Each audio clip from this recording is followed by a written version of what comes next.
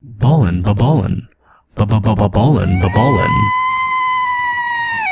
The mics are live, and we are live.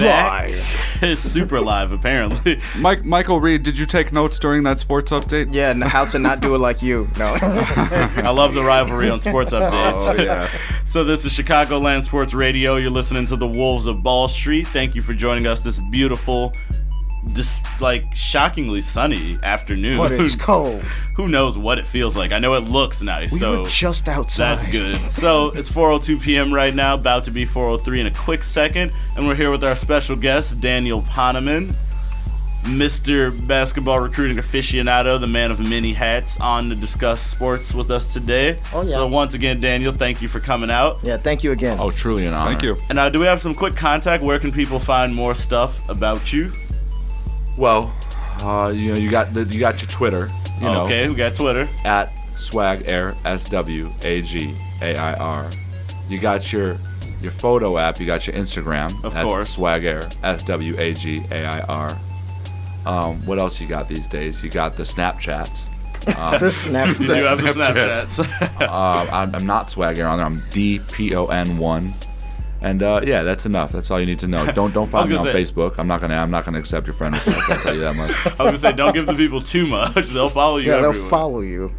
All right, so we are back with our guest. Can Mr. I just say Daniel something real Poneman. quick? Yes, you can, Mr. Reed. You're our first guest on the show. What? Yeah, Thank you. you are, Actually yeah. are the first guest of the Wolves of Ball Yeah. Street. Well, I Yeah, you figured are. it was a new show based on the name because it's not like you started 5 years ago and it was a Wolves of Ball Street. Because it's a new movie, would have been ahead of your time, but I didn't know it was that new. Yeah. Oh, this is brand new. Yes, This is what, our third, fourth week? Oh, yeah. Yeah. Yeah. February batch of Illinois Media School students testing the waters a little bit. So far, I gotta say, the show's been going great, but I'm glad we were able to have our first guest come into the studio. That's, that's what we're really awesome. thankful for. Yeah, we're really Absolutely. thankful. Gives us for a that. lot more professional of a feel, because this is gonna look great on those interwebs once we get some video. Well, like I of said, I'm a this. veteran of this studio. I used to yeah. come the Triple Threat show with my guy Sean.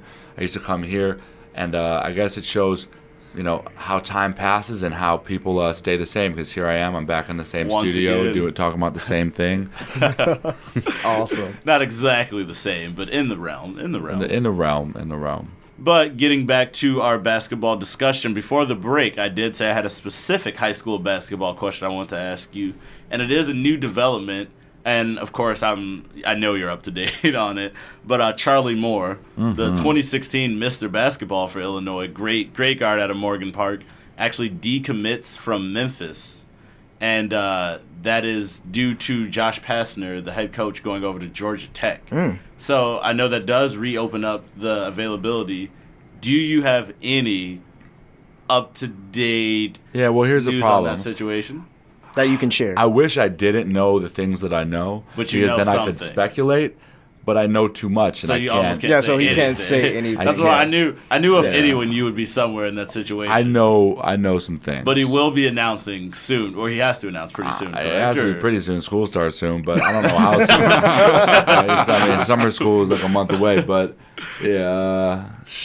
I think it's been the first time in a while such a big name prospect I know has been like, well, honestly, in the world of sports, I know that happens a lot with decommitting and committing. But so basically, right now you can't say too much on that. Yeah, it's like you can't speculate when you know what's Yeah, really once- Yeah, going when you on. actually know what's What's going gonna on. happen? Yeah. Okay, but It's gonna be a good one though. I think if what happens, Right what I think decision. is gonna happen is gonna happen. I think it'll please people around these parts. ooh, okay. So we got some interesting. You heard it here. Maybe breaking news. Maybe just a teaser. Maybe completely throwing us We off. don't the scent. know. We're not sure. And honestly, I think I like that sort of Yeah, I more. like that. But Charlie Moore is a great player. I was glad he was able to win Mr. Basketball. And either way, I think he's going to do great next year. So it will be fun to see him. Oh, he's a magician with that basketball.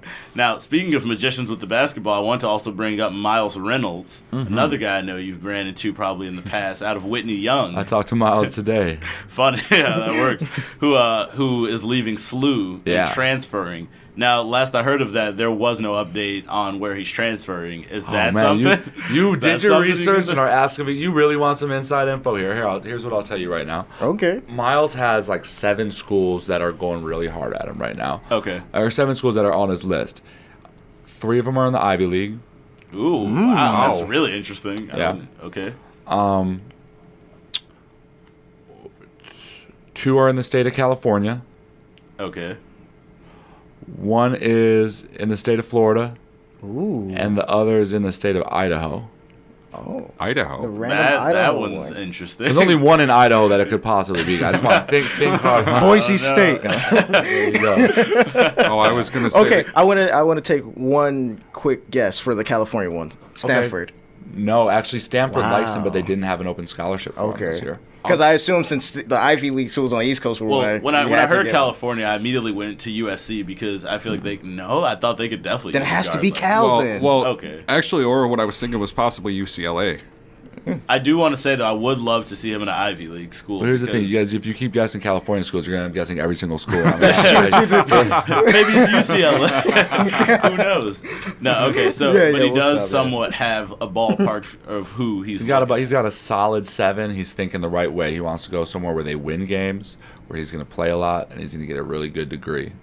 Miles had a great beginning of the year last year. He had a number of 20-point games. Was one of the best players for SLU.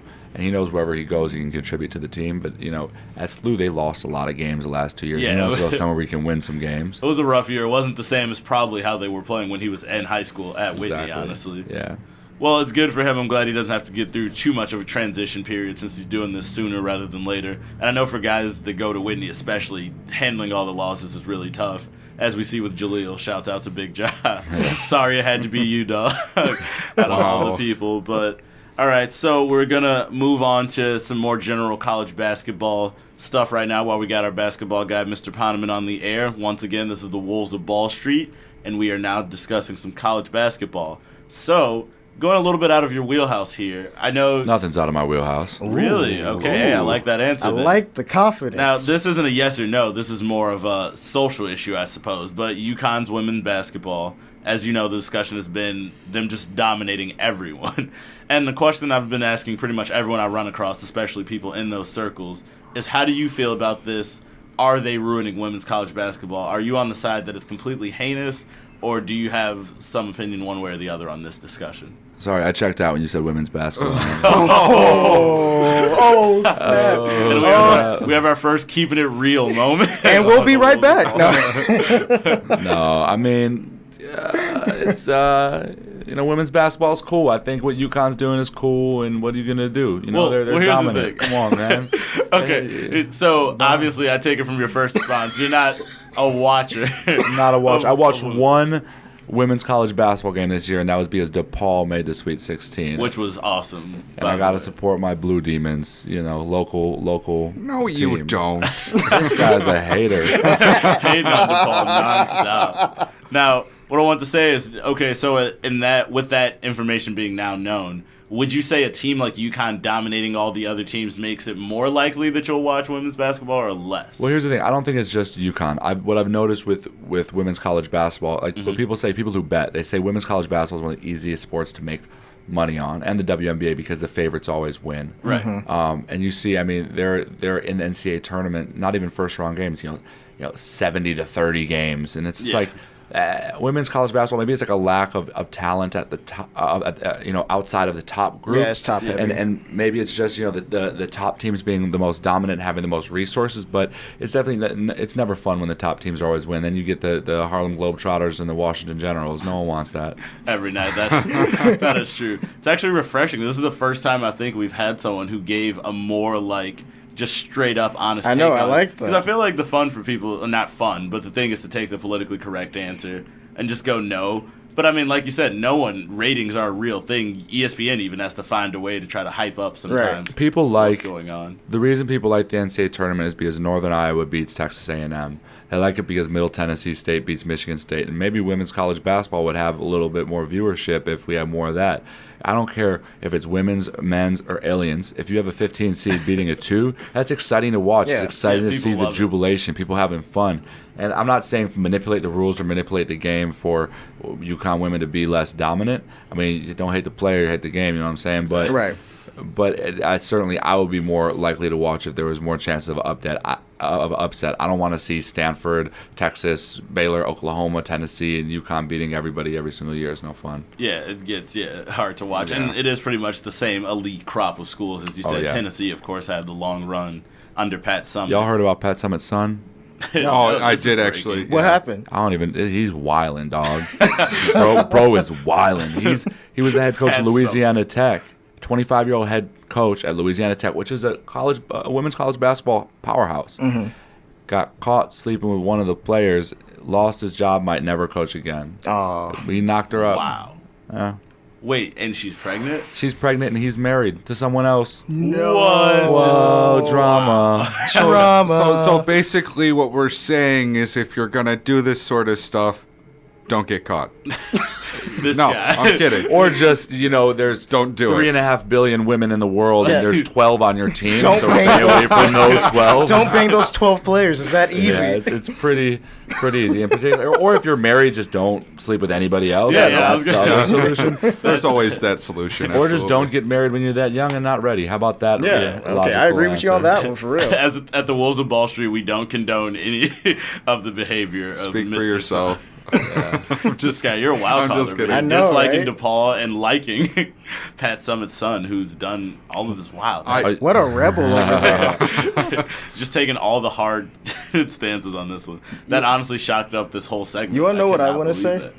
How do you feel about Gonzaga? Just as a As an Is there a reason that institution, you're asking me that? yeah. it It's seems because like I love Gonzaga. Okay, so I'll tell you something cool. One of the players who I work with is going on a visit to Gonzaga in a couple days. His name is Rodney Pryor. Okay. His final 3 schools are Florida, Georgetown, and Gonzaga, and actually Kansas. So Gonzaga was probably going to get him. They were the leader, but Kansas just called him the other day. So that might have shook things up a little bit. Oh, man. Yeah, but if you watch Gonzaga next year, look out. There's a 1 in 4 chance you'll see a guy named Rodney Pryor who's from Evanston. Oh. Who'll be playing for their team. Man, it's crazy because actually that's just crazy. I feel like you can know a guy almost from every school. It seems like Every school, I know a guy. I got a story. Every school. no matter what. Name a random school. I mean, not like, again. Actually, IU. I was going to say Middle Tennessee State because I just mentioned them, but I got a story about Middle Tennessee State too. But name any school other than, like, here, go for it. Indiana University. I mean, come on, that's an easy one. I got Yeah. too many for Indiana. Well, actually, a guy named just love Harrison Hoosiers. Niego is a player for Indiana that's transferring out this year. I'm helping him with his transfer right now. Okay. So, How about Northern Illinois? Northern Illinois. I mean, I got so many. You're giving me the easy ones. Okay. There's a player at Northern Illinois who's transferring who I'm helping right now named Michael Orris. He's a senior point guard who's transferring out. I'm helping him with his transfer as well. Okay. Give me something obscure. Obscure. Temple. Ooh. Let's see. Temple. What Temple It's a little bit stories tougher. do I have? I'm friends with one of their coaches, but I don't think I've ever sent a player to Temple. New mission. No. Okay. Okay. You guys can keep naming schools if you want. All right. Well, actually, we are going to come back with some more questions from Mr. I have so Poneman. many schools. We got this commercial break coming up. Once again, this is the Wolves of Ball Street, and thank you for listening, guys. We're going to be right back with you after this break.